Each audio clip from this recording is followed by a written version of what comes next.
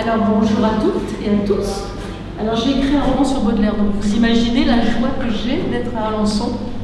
J'ai son éditeur Poulet Malassi, Coco Malperché comme il l'appelait, avec qui il a eu des relations difficiles comme avec tout le monde, Baudelaire, pour rien faire de simple, mais qui c'était son ami jusqu'à la fin, jusqu'à sa mort, ils sont restés amis, jusqu'à la mort de Baudelaire. Donc, je vais écrire un livre sur Baudelaire, quelle idée, c'est mon poète préféré, certes, depuis l'adolescence je le lis, mais il y a tellement de livres sur Baudelaire. Aux États-Unis, dans une bibliothèque, il y a 50 000 volumes uniquement sur Baudelaire, une bibliothèque Baudelaire. Et je voulais parler de Baudelaire sous un autre angle, tout en ne trahissant pas Baudelaire, en parlant de quelque chose qui est peu connu, parce que les baudelaristes généralement connaissent assez bien la vie de Baudelaire, les notes de Baudelaire. Et comme je suis passionnée d'art, j'ai une chance inouïe, je suis allée, il y avait une statue qui m'intriguait beaucoup au musée d'Orsay, qui s'appelle Femme piquée par un serpent, qui a une statue de Clessinger de 1847. Et cette femme, elle est en contorsion, elle est complètement comme ça, et évidemment, le serpent est un prétexte. C'était, comme on disait au milieu du XIXe siècle, une contorsion voluptueuse, ce fameux piqué par un serpent. Je me suis dit, mais quel modèle audacieux de l'époque a pu poser pour cette statue. Et c'était Apollonie Sabatier, le grand amour de Baudelaire.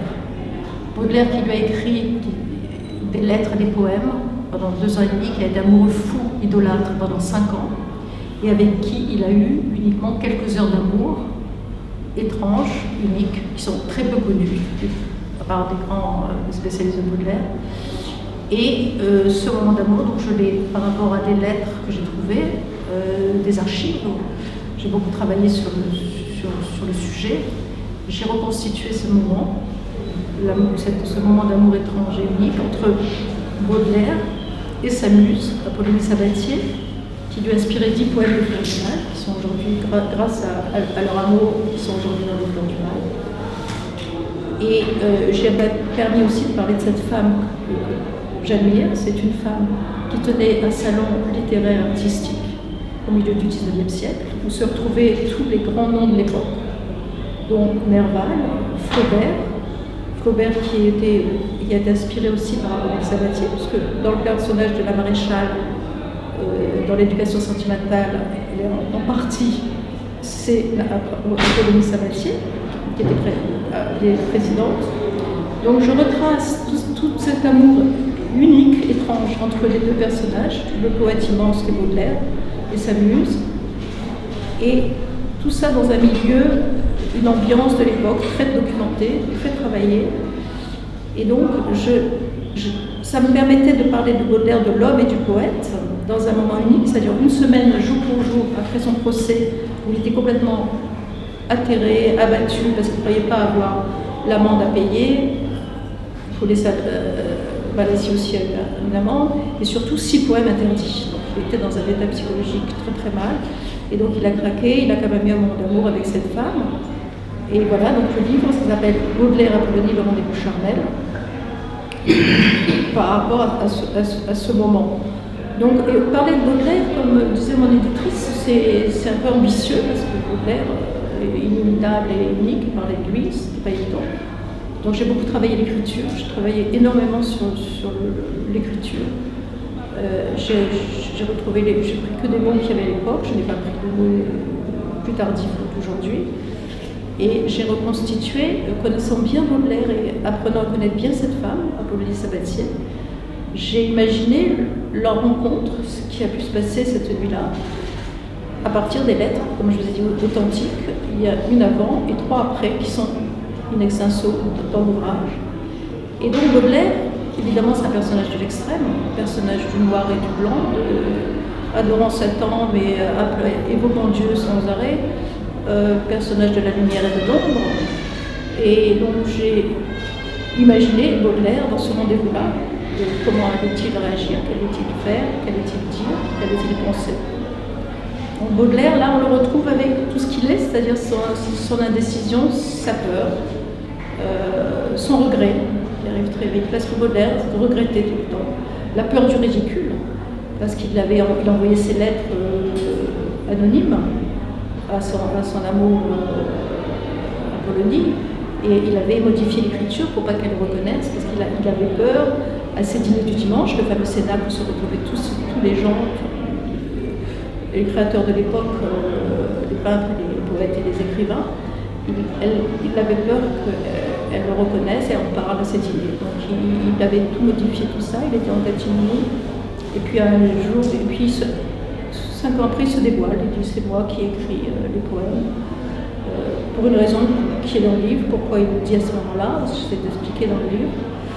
Et donc j'ai refait ces deux personnages qui pour moi sont complètement opposés dans l'extrême. Baudelaire, comme je vous ai dit, ténébreux, elle lumineuse, sincère. Baudelaire est un petit peu fourbe entre guillemets, ne signant pas ses poèmes, etc. Elle, très gaie, souriante. Baudelaire, toujours évidemment comme on voit sur les photos de Nada, par exemple, toujours inquiet, ce qui a nourri son œuvre, d'ailleurs ce qui a nourri le peinture. Et donc ces deux personnages m'intéressaient par leur rencontre amoureuse. Je me suis dit c'est unique.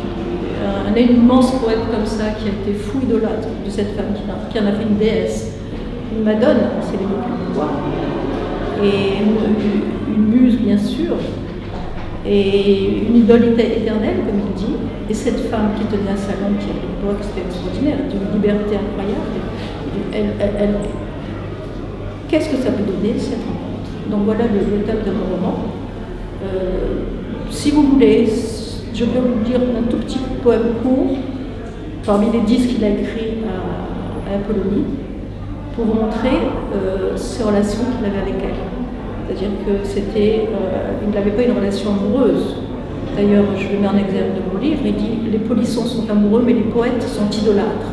Donc il l'a placée dans les étoiles, et elle était une femme, comme les femmes qui sont dans la salle, moi, et là il y a eu un petit problème avec Baudelaire, c'est l'histoire du livre, et il explique pourquoi, après, il l'a rompu. Dans une lettre magnifique que j'ai mise dans le roman. Et là, on comprend tout ce qui s'est passé chez Baudelaire.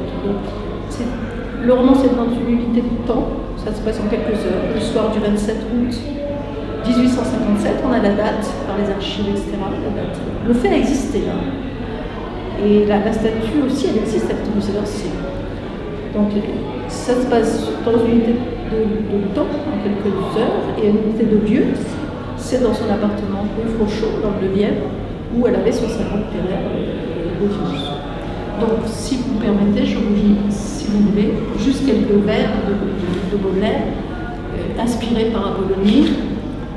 Donc, c'est un poème qui n'est pas un poème des fleurs du mal, mais qui n'est pas titré. Il est juste numéroté 42. Que diras-tu ce soir, pauvre âme solitaire? Que diras-tu, mon cœur autrefois flétri, à la très belle, à la très bonne, à la très chère, dont le regard divin t'a soudain refleuri? Alors là, après, il parle de tous ses amis, Flaubert, Nerval, Théophile Gautier, qui sont tous à ce cénacle et qui sont tous fous amoureux de cette femme par son charisme, etc. Et la deuxième strophe, c'est donc « Nous mettons notre orgueil à chanter ses louanges » de l'Apollonie. Rien ne vaut la douceur de son autorité. Elle était présidente de ce cénacle. Et sa chair spirituelle a le parfum des anges et son œil nous revêt d'un habit de clarté.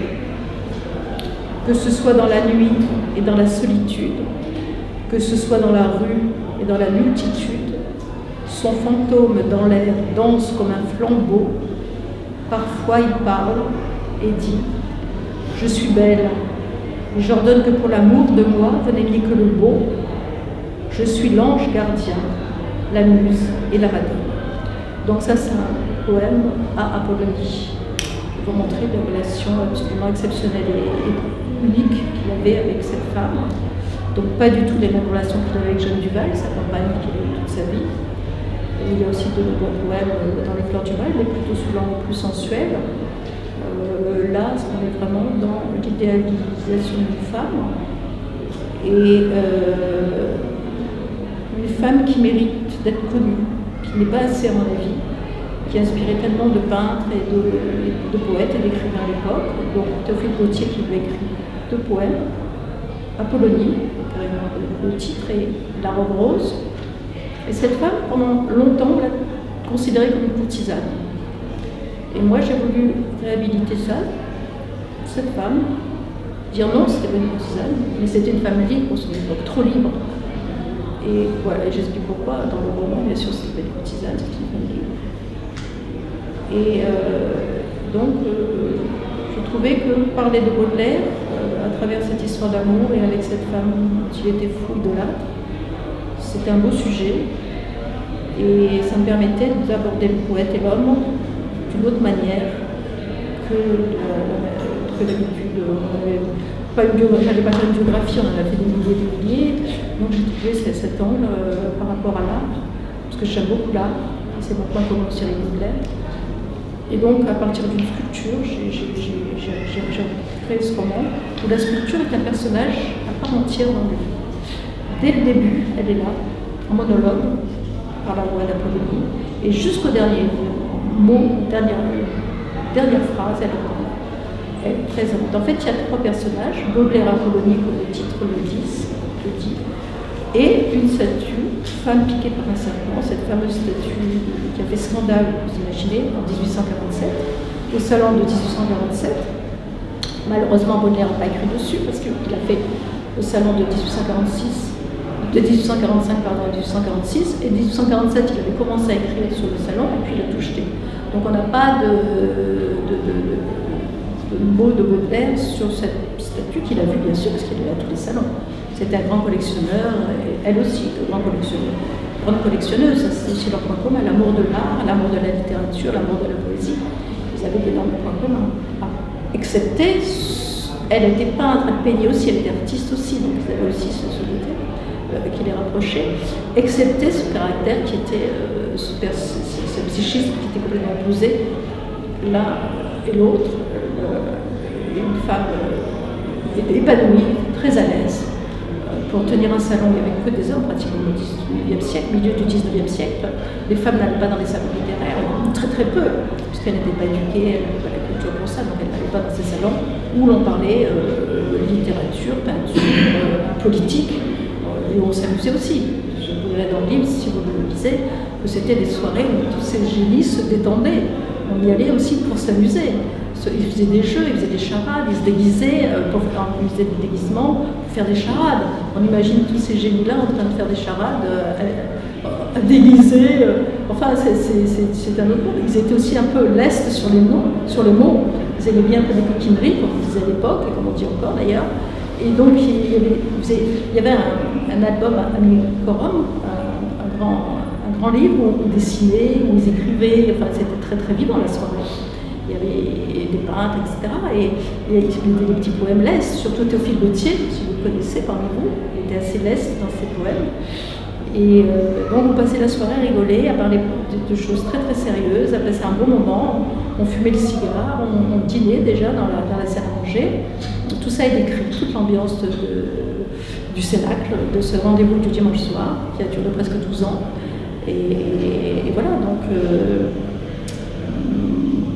je croise les doigts, pour l'instant le livre démarre bien. Je passe sur France Culture le 27 mai. France Culture aimait mon livre, et donc j'ai une émission dans la matinale de France Culture le 27. Et voilà, si vous avez des questions, je réponds à vos questions volontiers sur ce personnage, ces 2 personnages. J'ai le souvenir, j'ai vu il y a quelques années au musée d'Orsay une sculpture de Madame Sabatier. Enfin, c'était pas Madame Sabatier, c'est elle qui avait inspiré en fait, la sculpture. Et c'était une femme nue, une statue en marbre blanc, allongée en fait sur un lit au milieu des draps défaits. Alors on voyait toutes les fesses, les formes de Madame Sabatier. Et c'est vrai que cette sculpture m'avait marquée parce qu'elle détonne avec l'image de Madone qui est donnée dans les Fleurs du Mal. Exactement, c'est l'anti-Madone. Et en même temps, ça tirait Baudelaire parce qu'elle a fait scandale. Et lui, c'était scandaleux, il adorait avoir ça. C'est vrai que cette statue grandeur nature en marbre blanc, avec son petit serpent ridicule, on comprend tout de suite d'avoir la taille du serpent, qui ressemble plus à un bracelet qu'à un serpent, on se dit mais c'est pas possible, c'est pas une femme piquée par un serpent, c'est autre chose. Et effectivement, quand on connaît Baudelaire et qu'on connaît la sculpture, la statue de Louis Singer, c'est très étonnant. Alors en plus dans le livre j'explique parce que c'est la première fois qu'on a fait un moulage sur du vivant, sur une femme. Elle a été moulée cette sculpture, ce qui a énervé Delacroix et autres. Alors il y a tout aussi l'explication de ce moulage. C'est-à-dire qu'elle a été moulée la pauvre et après d'après le plâtre qu'il a fait à ce moulage, il a sculpté. Donc ça a été le double scandale de 1847. C'était à la fois le sujet, enfin piqué par un serpent, le serpent n'a rien à voir dans l'affaire, et en plus le fait qu'elle ait été moulée. Alors là, ça a été à part Théophile Gautier qui était un ami fou d'Apollonie, c'est son grand ami, et tous les autres ont fait un scandale fou. Alors en fait c'est l'histoire d'amour très court, très bref, ce sont des 5 ans où là il ne s'était pas déclaré, entre deux scandaleux finalement. Le poète, scandaleux évidemment par ses écrits, puisqu'il a été condamné pour outrage aux bonnes mœurs, à la morale, etc. Et elle ne voulait pas poser. J'explique aussi pourquoi elle ne voulait pas poser. Elle ne voulait pas poser cette sculpture. Et finalement, cette rencontre entre deux scandaleux, c'était, quand on pense que c'est 1857, donc on se dit, quand même, c'est incroyable cette histoire. Donc voilà.